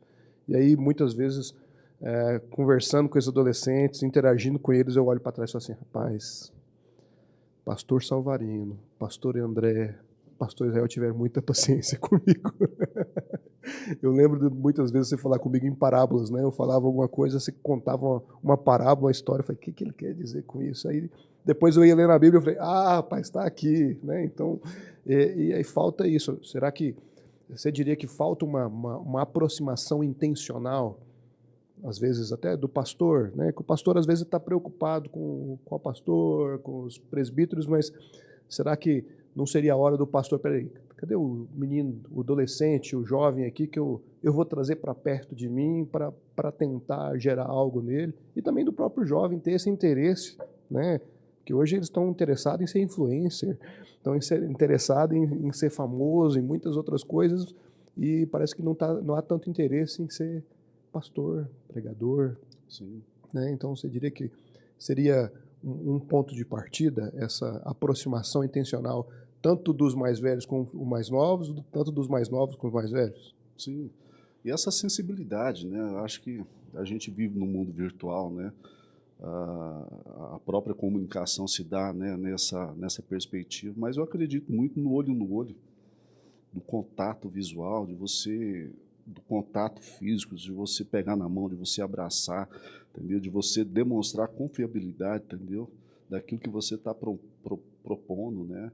Então, assim, a gente sempre teve essa perspectiva de ter o contato, de estar próximo, entendeu? De modo verdadeiro, não, né, de modo né, superficial, mas de modo verdadeiro. E assim, eu penso que precisa haver essa aproximação, né, da figura pastoral. Às vezes a gente se mantém um tanto que distante, né, da membresia da igreja, né? A gente tem toda essa... Porque assim, eu acredito que a autoridade, né, eu já disse isso na igreja, talvez eu vou... Né, a autoridade pastoral não se dá apenas na indumentária. A autoridade espiritual se dá, entendeu, na convivência, entendeu, no relacionamento, e naquilo que a gente é, como verdade. Liderança, ela não se impõe, ela se conquista. Eu sempre acreditei nesse ponto aí. Por quê? Porque quando Jesus termina o Sermão da Montanha, as pessoas estão assim, boquiabertas, né? Porque ele falava como que tinha autoridade. Por quê? Porque ele falava daquilo que fazia, e fazia daquilo que falava, né? Havia uma vivência nesse sentido. Então, assim, a gente precisa dessa aproximação, nós, né, da nossa juventude, dos nossos adolescentes, para a gente estar, né, criando expectativas no coração deles ao ministério, a questão vocacional, para a gente poder também investir nessas pessoas. Então, assim, a gente precisa disso, e eu diria, sabe, porque, assim, a gente está nesse... Quando a gente vê pessoas querendo, galgando, né, a questão ministerial, muitas dessas pessoas estão, né, por algo aparente. Né, as pessoas querem a posição, mas não querem a função. Não quer o pacote todo, não, só a parte selecionada. Entendeu? Que é o título, né? E assim, a gente precisa ser mais cuidadoso com a questão do título. Dado ele uma vez, acabou. Essa questão que você falou de conquistar a liderança e de o líder se misturar, né? Então, eu lembro de duas histórias, né, que elas são hoje é engraçado, no dia a gente ficou meio bolado. No Comep, teve um ano que a gente economizou na limpeza, né? Então a gente mesmo estava limpando. Então, esse dia eu não lembro, eu acho que eu fui levar algum convidado e de lá eu fui embora, não voltei aqui na matriz, que eu sabia que era latada voltar aqui. E aí o pessoal conta, meia-noite, está aqui limpando a igreja. Aí na hora que eles pensam assim, não, agora a gente vai embora. Aí você pega um balde, vai lá em cima da matriz e joga. Então, e aí eles querendo ir embora, como é que a gente vai embora? O pastor André está aqui, como é que a gente vai embora? Né? Então, essa questão do líder, né, ir na frente, né, de mostrar o caminho. Mas eu lembro de uma outra que eu participei, que Na sexta-feira no Comep costumava ser o dia mais corrido, porque tudo tinha que estar pronto. Mas sexta tinha expediente, sexta tinha aula, então era pouca gente que vinha ajudar. Então eu lembro que uma sexta, 6 horas da tarde, o culto era 7, né? Falei assim, ó, vamos embora, tomar banho e voltar. E aí chega um caminhão de cadeiras aqui, né? E aí tinha um pessoal que estava chegando, e aí eu lembro que estava eu e eu não lembro quem era outra pessoa, eu acho que era o T-Freak. Eu falei, não, nós ficamos aqui o dia inteiro, agora nós vamos embora, esse pessoal desce as cadeiras aqui, né? Aí quando a gente olha para trás, você vai lá na frente, pega a primeira pilha de cadeira e desce. Eu falei assim, agora como é que a gente faz? Se o pastor André está carregando cadeira, nós vamos ter que ir lá carregar a cadeira também. E aí nós fomos lá, ficamos mais uns 40 minutos descarregando o caminhão. Né? Então, essa questão do exemplo, né? A frase do Albert Schweitzer, né? Que é bem famosa, né? Do exemplo arrasta, né? É algo muito, muito pertinente, né? E não tem como a gente formar líderes sem ser esse exemplo, né? Se a gente quer, né, que seja dessa forma, a gente precisa dar os primeiros passos, né? Eu acredito muito na liderança servil. E essa liderança servil, ela não descaracteriza a liderança espiritual. Essa liderança servil, ela é totalmente bíblica, porque Jesus ensina isso para a gente em seu ministério. A gente vê isso em Paulo, né? A gente vê isso nos apóstolos, né? Essa perspectiva de fazer, entendeu? De dar os primeiros passos, assim por diante, até hoje. Até hoje. Né? Eu fico vendo, né, a igreja que eu pastoreio hoje, às vezes as pessoas ficam assim assustadas, mas é assim. Teve uma cantata agora de Natal, final de Páscoa agora, eu troquei de roupa. Eu troquei de roupa, fui ajudar a arrumar as coisas. Faz parte. Não é algo forjado, não é algo manipulado. Faz parte. E eu estou ensinando a igreja a servir. A gente precisa fazer isso. A gente precisa descer do pedestal, entendeu? E andar com as pessoas no mesmo nível. Porque Jesus fazia isso. É verdade. É verdade. Jesus é o maior exemplo de todos, né? E falando dessas experiências, o Comep, né, tem muitos desafios, certo? E eu lembro da gente ir em pré-Comep tomar banho de mangueira. Eu lembro das viagens que a gente viagem de carro, né? Parecia que não ia chegar nunca, né? Eu lembro da gente ir no Confra Jovem pensando no Comep, né? Sim. Foi de carro para Belo Horizonte, né? Viagem cansativa, enfim, eu lembro de tudo isso aí. Dos desafios financeiros, que não foram poucos, né? Às vezes aguardando um patrocínio, às vezes indo atrás, economizando o almoço para pagar a janta, vamos usar esse termo assim, né? Mas eu lembro também de situações das filhas doentes, né? Você está aqui no Comep, né? E, enfim, e pensando no combo todo, né? Qual foi ou os maiores desafios que você teve, né? Ao longo dos... Foram 9 anos no Comep? Sim. Dos 9 anos no Comep. Eu acho que o grande desafio foi, para mim, o grande desafio foi no sentido de fazer para o Senhor. Entendi. Os Guinness, né, ele diz algo algo interessante, que ele diz que a gente tem só um ouvinte. Se a gente entendesse isso Esse melhor, ouvinte é Jesus. Somente Ele. Isso não quer dizer que eu vou desrespeitar a minha liderança, que eu vou desconsiderar a minha liderança de modo nenhum. A gente faz isso com todo esse cuidado. Eu sempre fui fiel ao ministério, sempre obediente, né? Mas assim, sempre nessa perspectiva de esquecer um pouco de mim e pensar na obra do Senhor. Assim foi a liderança. Acho que foi o grande desafio de eu dizer não para mim. E você caminhou comigo, você sabe disso. E dizer sim para o Senhor. Quantas e quantas possibilidades eu tive, entendeu? De enaltecer o meu nome, né, de abrir espaços e caminhos, mas eu preferi, né, a fazer para o Senhor. Foi essa a perspectiva. Acho que foi o maior desafio meu nesse sentido, de eu dizer não para mim, para as minhas vontades e expectativas e desejos, entendeu? E dizer sim para o Senhor. Acho que foi o ponto mais, assim, desafiante. Renúncia, né? De renunciar mesmo. E assim, mas assim, graças a Deus, o Senhor sempre se mostrou fiel, né? Você falou questões financeiras. Nós nunca tivemos um congresso fechar no vermelho. E olha que a gente fazia congresso, né? Quantas e quantas situações de sufoco aí, tirar oferta e orando, pedindo o Espírito Santo, Senhor, e Deus fazia. Às vezes não sobrava nada, quase nada, entendeu? Mas não fechou no vermelho. Nenhum congresso, Deus foi fiel com a gente desses 9 anos, nenhum congresso fechou no vermelho. Cuidar de Deus, mas sempre zelosos, né? Você sabe como é que eram as negociações, os combinados, né? A choradeira que era, né? Mas acontecia. A gente espremia aqui, espremia ali, entendeu? Com muito cuidado, né? Teve preletor que veio falando de oferta, eu queria esse ano que... Eu falei, não. Não vai, não. Não vai. A gente aqui não funciona desse jeito. E qual preletor com amigo.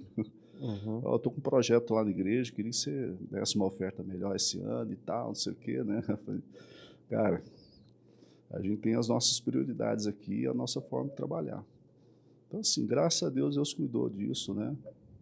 Mas acho que esse foi o ponto mais desafiante, sabe? E assim, Deus honrou, né? O trabalho cresceu, né? Alcançou, né? O pessoal chegava aqui e dizia para nós, olha, o congresso de vocês é um dos melhores do Brasil. Estou dizendo de experiência. Eu rodo o Brasil todo e fora o Brasil. Vocês têm aqui um dos melhores congressos do Brasil. A gente via o pessoal lá de Goiânia, né? Vindo aqui para conversar com a gente. Fui lá no acampamento para conversar com a gente, né, com grandes eventos aqui, né, no Centro-Oeste. Pegando know-how. Pegando know-how, entendeu? Para ver como é que funcionava, o que a gente fazia. Foi um tempo bom. Com certeza um tempo inspirador, né? Eu tenho algumas memórias, né? Por exemplo, o Comep 50 anos, 7 dias de congresso.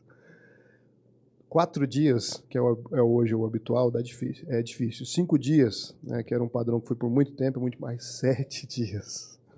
Foi um desafio grande, né?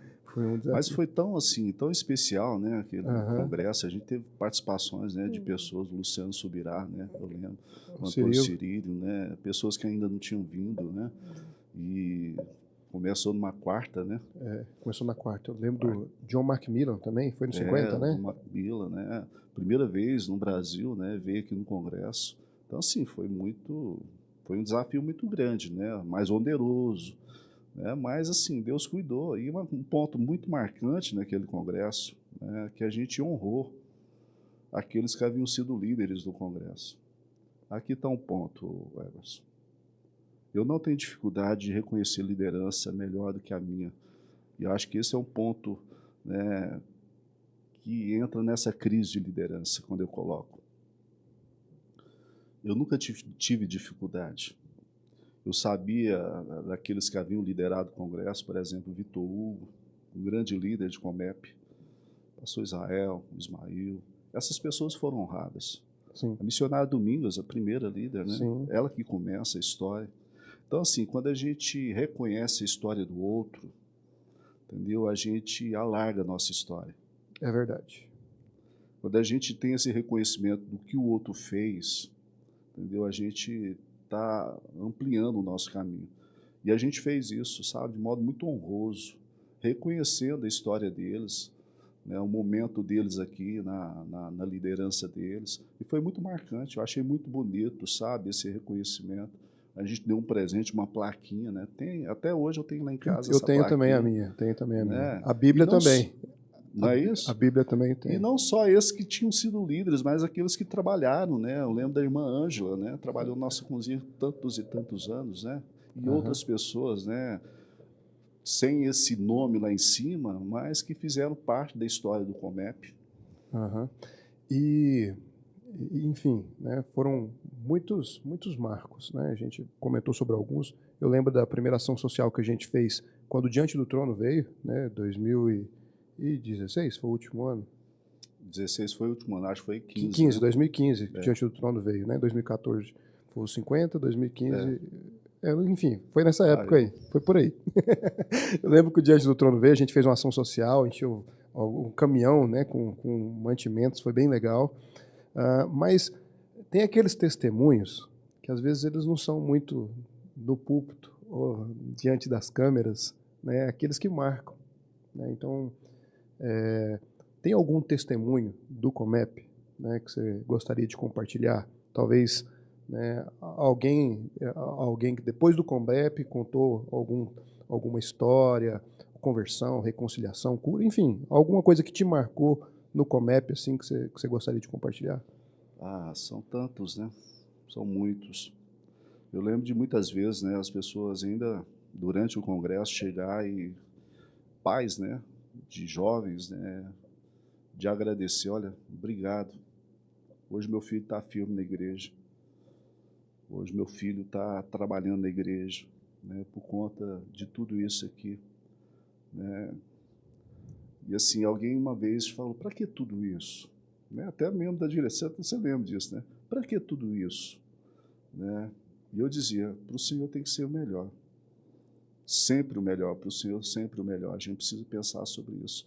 Então, assim, há muitos testemunhos, né, do cuidado de Deus, quantos livramentos, né, desses pré-comeps, acidentes, né, houve várias situações de, né, da gente passar por perigos, Uhum. né, nas rodovias.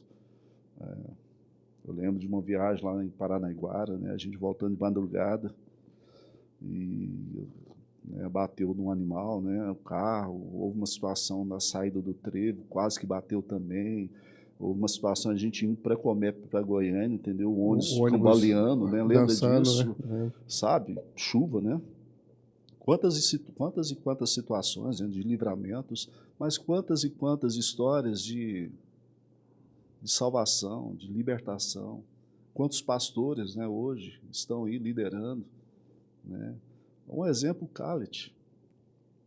Eu lembro do cara de assistir no culto aqui. Chegou o primeiro congressista a chegar aqui, lembra? Lembro. Olha quem é o Khaled hoje, pregador da palavra, né? Prega o Brasil todo. Aqui, a história dele é marcada aqui no Comep. Veio lá de Minas Gerais e tal, chega aqui o primeiro a chegar, Eu lembro. né? Olha só. Então, assim, o Comep tem histórias e histórias, né? Muita coisa marcante, né? E é isso. E como foi a migração? Porque no Comep, por mais que você lidava com pastores, com obreiros, né, o foco maior do Comep, né, o Comep é um congresso de jovens. Então, você pastoreava famílias dentro da diretoria, mas o foco do pastoreio era jovens. Tanto é que muitos problemas, né, o líder do Comep, muitos problemas ele encaminha para o pastor da pessoa. Né? Ó, você vai ter que conversar com o seu pastor, porque não é o pastor direto. E aí, como é que foi esse movimento? Maio de 2016, né, fez 10 anos agora, né, de sair do Comep, assumir uma congregação com muitos desafios. Né? A congregação já estava bem sucateado, vamos dizer assim, né? Tinha pouquíssimos membros quando você chegou, não é isso?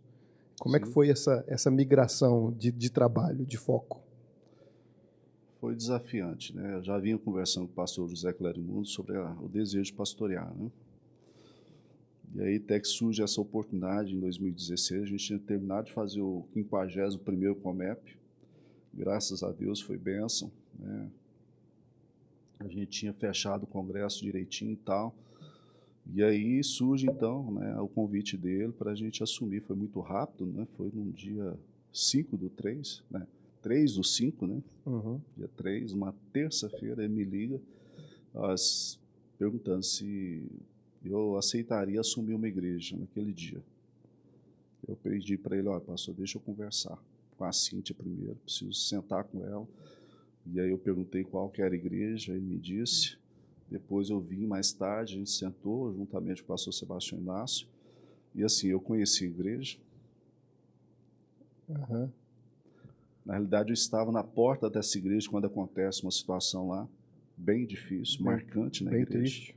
Estava eu e o Flávio Barreto, a gente estava fazendo a região lá, divulgando alguma coisa do Comep, tempos atrás, né?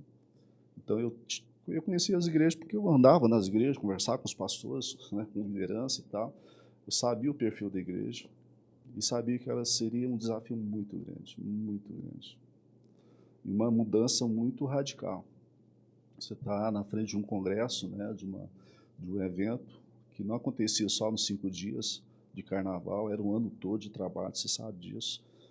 E de repente agora você está numa pequena congregação com 37 pessoas.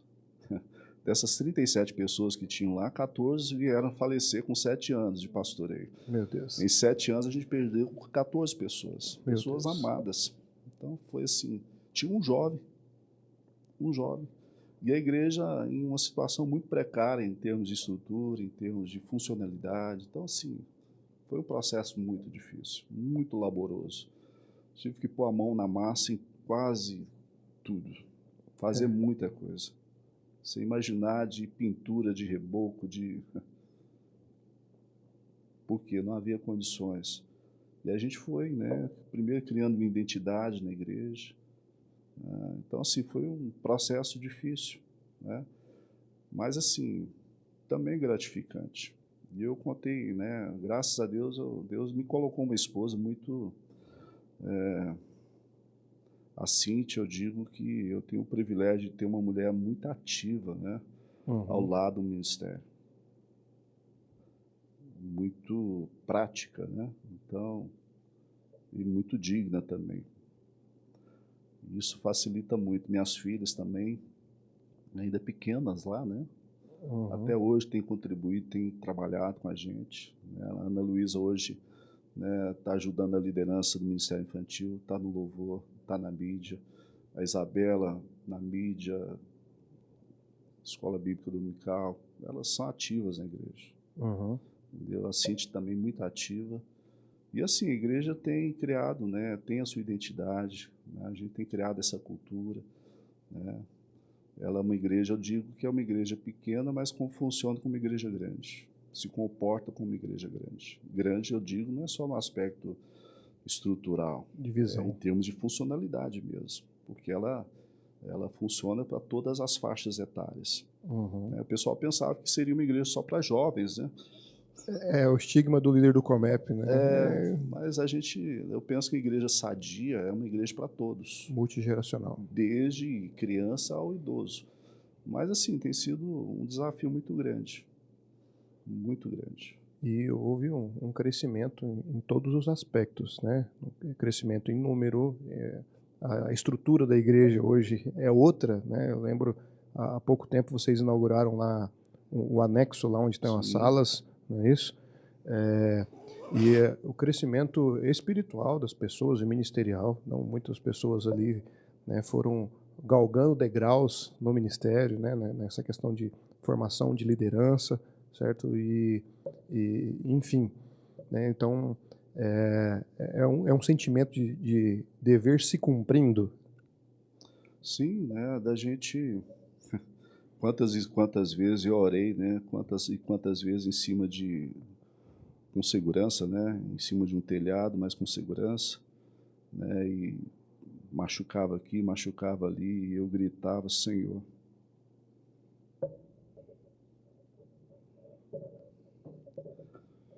que o Senhor está fazendo comigo? Qual é o sentido disso? O que o Senhor quer de mim?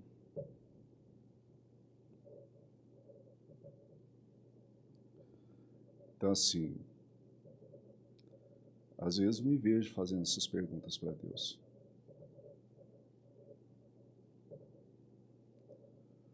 E assim, eu tenho me esforçado para ser um pastor fiel, Eu sempre te digo o seguinte, o que vai fazer a diferença lá no nosso encontro com o Senhor não vai ser se a gente pastoreou uma igreja de 1.200, 3.000 pessoas, mas se a gente foi fiel. Se a gente vai ser achado fiel a Ele, o nosso único ouvinte, o qual todo pastor vai ter que prestar contas. E aqui está a relevância da nossa posição e função. Porque a gente vive hoje essa questão, eu quero a posição, mas não quero a função. Eu quero status, quero título. Mas ser pastor é mais do que ter um título. Ser pastor é alguém que precisa amar as ovelhas, que não são nossas, são do Senhor.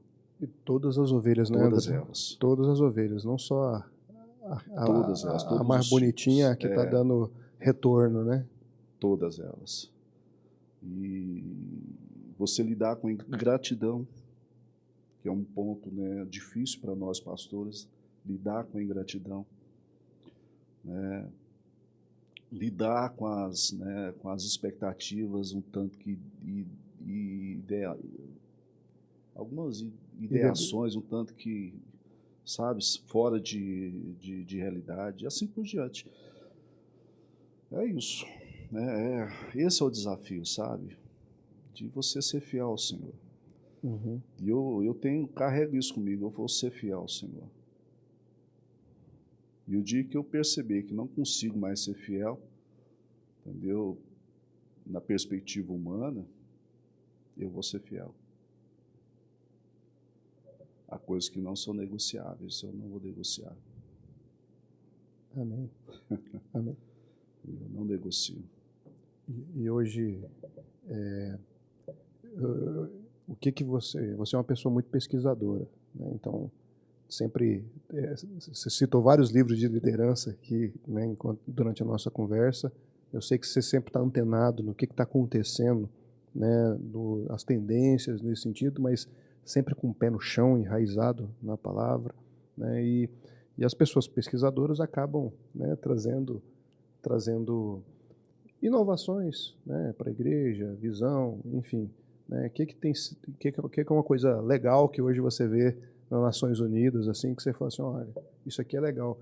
Bom seria se eu tivesse visto isso antes, ou bom seria se outros pastores tivessem consciência, né, disso aqui. É claro que existem contextos e contextos, pessoas e pessoas, né, mas o que você acha legal, algo que brilha os seus olhos na igreja, que você poderia compartilhar com nós, colegas pastores? Acho que um ponto, né? Eu tenho lido em relação a alguma coisa sobre igreja também, né? Tenho procurado pesquisar o que é uma igreja saudável, o que é uma igreja funcional. Você tem feito isso também, outros pastores têm feito isso, né? Porque assim, a gente vê muito pastores pegando aquilo que está dando certo e colocando, e não aquilo que é certo. O que dá certo, eu busco, né? E coloco aqui para ver se dá, né? Vai funcionar. E não é bem assim, a gente precisa, assim, um ponto que eu vejo que, e aqui está um ponto que eu acho interessante, Emerson, porque as pessoas olham para mim, às vezes, porque assim, eu tenho acesso a vários contextos, né? Uhum. Eu tenho amigos, né, do contexto batista, contexto presbiteriano, mas assim, a Assembleia de Deus, ela tem algo que a gente não pode abrir mão jamais, é o fervor espiritual. A Assembleia de Deus tem essa característica que, assim, a gente acredita nos dons espirituais, nós acreditamos, né, na atuação desses dons hoje, de modo contemporâneo na igreja, mas de modo equilibrado, de modo sensato, não de modo imaturo, né, como era a igreja de Corinto. Decência e ordem. Então, assim, a gente acredita nisso e a gente não abre mão disso, porque é isso, faz parte, né, da nossa realidade, uma igreja que dê liberdade ao Espírito Santo a agir, né? Assim, o que eu vejo na Igreja Nações Unidas hoje? É uma igreja que tem uma identidade, né, uma igreja assembleiana, Uhum. entendeu? Por mais que eu tenha essas minhas ligações, né, e tem essa visão ampla, porque assim a gente pensou, né, na época de congresso, que eu entendi o seguinte: a maior janela da igreja, do ministério, na minha visão naquela época, né, Era o Combep. Uhum. Por isso que é um congresso interdenominacional, né? A gente tinha essa liberdade, ainda tem, né?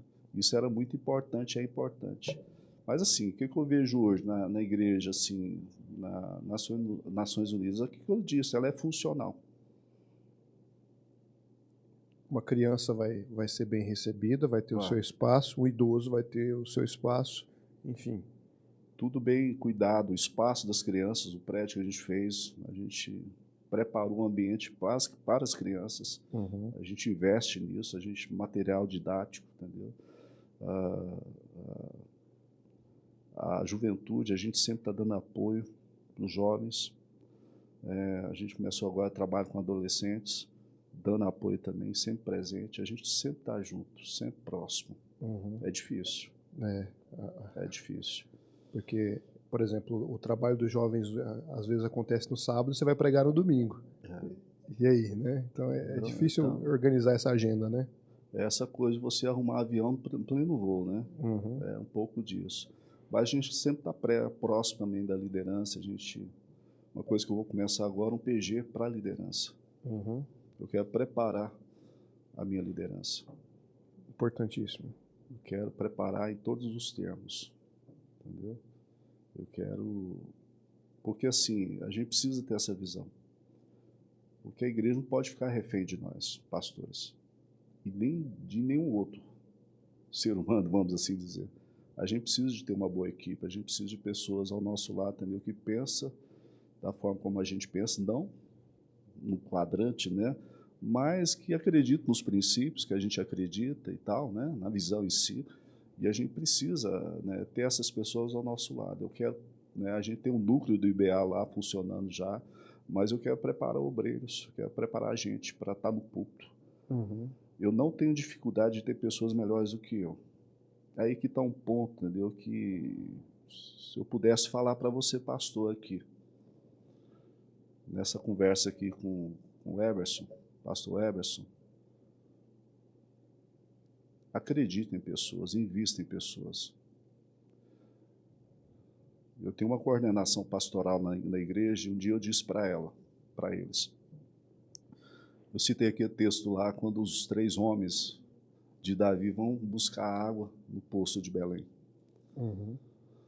E aí aqueles homens vão passar pelo, né, arraial dos filisteus, vão correr risco de vida para trazer água do poço de Belém para Davi. Acho maravilhoso aquele texto. Eu perguntava para eles, o que vocês acham disso daqui? Isso aqui é uma barganha? Eles estão puxando saco de Davi, quer fazer uma média com Davi ou estão honrando Davi? Estão alinhados com Davi? Tem a mesma visão que ele? O que vocês pensam? Assim eu penso sobre vocês. Eu não tenho dificuldade de ver vocês crescerem. Porque o crescimento de vocês potencializa o meu crescimento.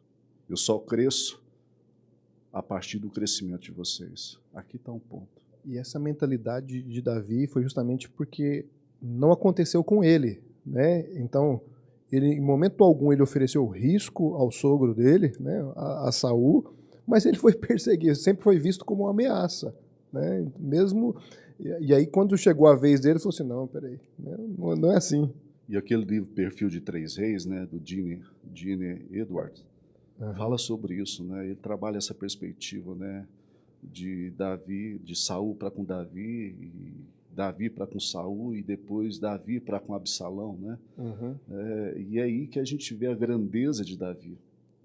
Eu estava até conversando com o Eliel lá da capelania, né, da União Evangélica, falando sobre o livro, né? Eu falei, não, eu li ele há uns 10 anos atrás e eu reli ele agora esses dias. Assim, como é importante essa forma de liderança de Davi. Davi, ele não quer manter o trono. Sabe o que Davi, ele sai do palácio com os pés no chão, entendeu? E tipo assim, se Deus quiser tirar o trono de mim, que ele tire. Mas eu não vou trazer dano ao meu filho, eu não vou fazer o que fizeram, eu não vou ser outro Saul na vida. Uhum. É maravilhoso esse livro. Todo pastor precisava ler esse livro. Perfil de Três Reis, Editora Vida. Editora Vida. Então, aproveitando aí, ó, já cita pelo menos 3 livros aí que todo pastor tinha que ler.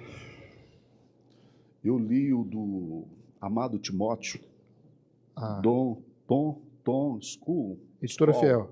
Hã? Editora Fiel. Acho que é. Editora Fiel. Amado Timóteo.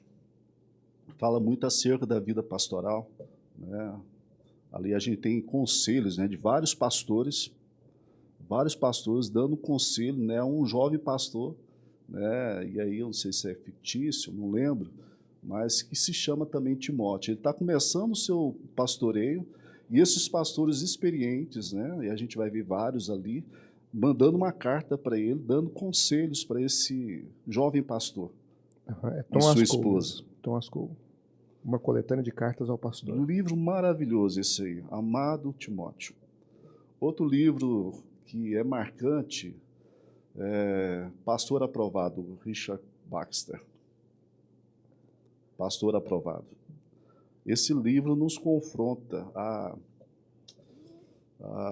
ter uma vida no secreto.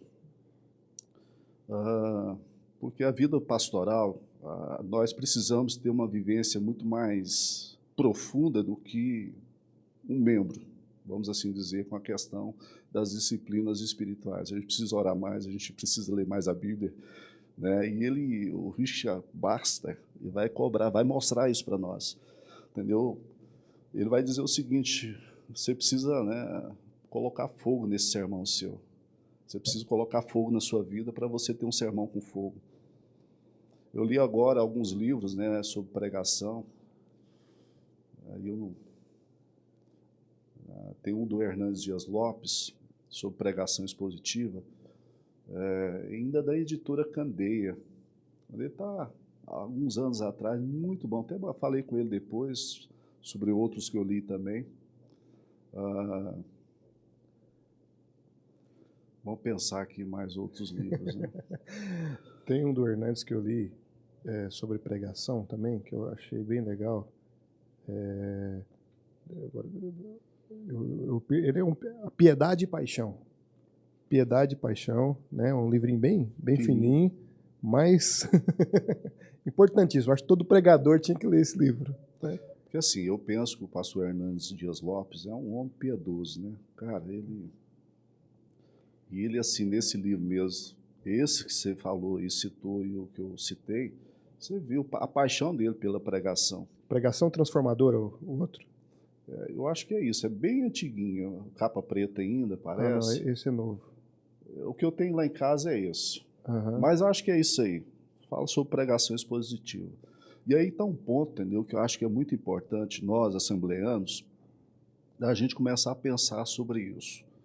Da gente pensar sobre pregação expositiva. De a gente trabalhar o texto bíblico, a partir do texto. Eu tenho dito isso até mesmo em relação às nossas lições, porque às vezes pega o texto e esquece o texto. Está lá o texto. E não faz a exegese do texto e tal. A pregação expositiva é muito importante. A gente tem crescido nesse sentido. A Assembleia de Deus tem crescido. Isso é importante. Por isso que eu falo que essa característica do fervor espiritual junto com a questão da pregação expositiva, a pregação bíblica, cara... É um ótimo aliado, né? É um alinhamento assim, né? Porque Atos 6 vai mostrar isso para nós, né? Os apóstolos tomam uma decisão naquela crise interna, né? Eles elegem, né? A igreja elege os diáconos, né? Uhum. E eles vão dizer: a gente vai ficar por conta da pregação e da oração. Aqui está o ponto. E é isso que a gente precisa, né? Buscar o fervor espiritual, a dependência, porque não adianta a gente ter E aí que está um ponto que tem me confrontado muito. Uhum. A gente está vendo os pastores com bibliotecas, né, amplas, né, mas tem esquecido da vida íntima, do secreto. O quarto de oração virou uma biblioteca e ficou sem quarto de oração. A gente precisa do fervor espiritual na pregação, a gente precisa do poder do alto dos céus, poder do Espírito Santo. A gente precisa ser dependentes da palavra do Senhor e do agir do Espírito Santo. É isso que tem faltado muito. A gente precisa ter essa dependência. Eu tenho me cobrado muito disso, sabe? Às vezes a gente vai só numa perspectiva de conhecimento e esquece do fator determinante, que é o Espírito Santo. Se não for pelo Espírito Santo, vai ser por quem, né? É ele que convence. Exatamente. É ele que convence. Exatamente. Não são palavras humanas.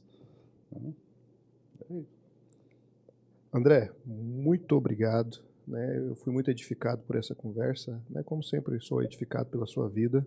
Tá? Muito obrigado pela participação.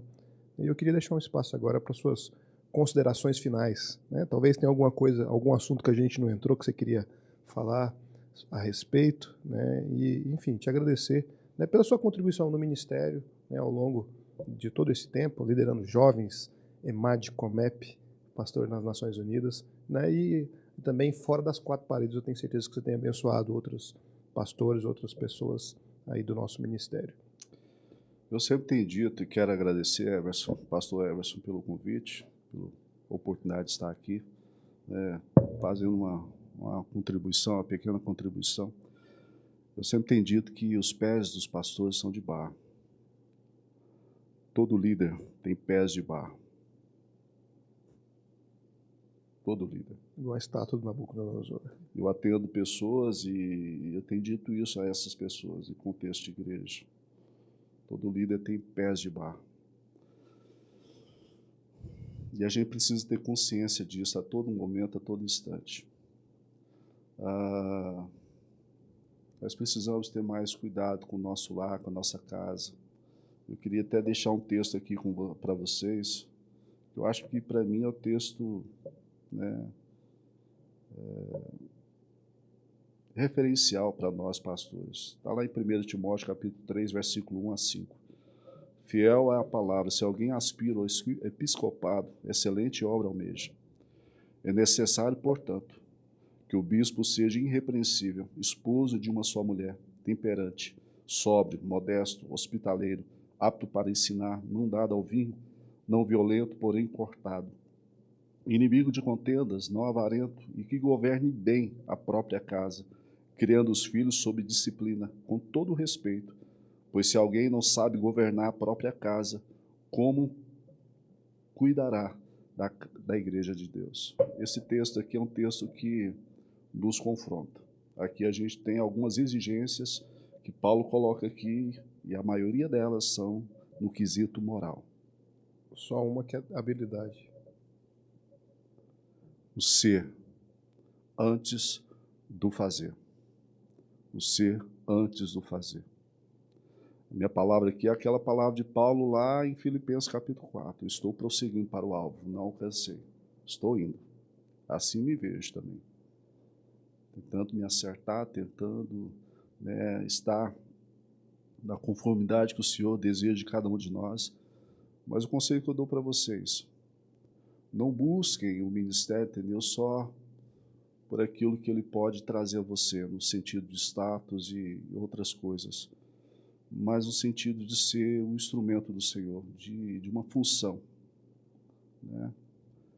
E o desejo do meu coração é que vocês, pastores, né, aqueles que nos ouvem nesse dia, né, servir ao Senhor não tem, é um desafio muito grande, mas não tem nada mais gratificante do que isso. Eu acho que o ministério pastoral é algo elevado, um patamar lá em cima. É difícil, sangra, o coração sangra, é desafiante, mas é muito gratificante servir a esse Senhor. Então, continue firme, não desanime. Continue aos pés de Jesus. E Ele vai dar tudo aquilo que você necessita, pelo Espírito Santo. Amém. Amém? Amém. Deus Amém. abençoe. Amém. Obrigado, pastor.